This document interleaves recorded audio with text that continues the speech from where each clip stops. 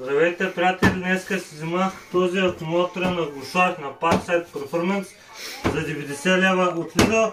Днес ще направим анбоксинг да видим какво има вътре, защото не съм го отварял, само скъсах свинската опашка. Да видим какво има вътре. Ще задължиш да снимаш. 3, 2, 1, отваряме. Штрак. Ела да снимаш тук. По още линии почти нищо, хора. Едно опътване, тетрадка, книга. Ето я машинката, тежичка е. Има някакъв диск, не знам за какво, за шлайфане ли. Ето. Има 1, 2, 3, 4, 5, 6. Това сигурно са скоростите. И съм подготвил даже и батерийка. Да сложим, да видим какво се случва. Слагаме батерията. Пускаме.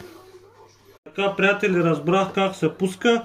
Натискаме първо този бутон, избираме си от тук степените и два пъти бързо натискаме. Ето. Това е.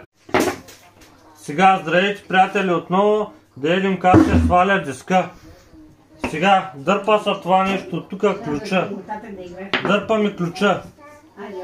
Дигаме тази хвачица, който не го знаме, натискаме бутона отзад да предотвратим свободното въртене на диска.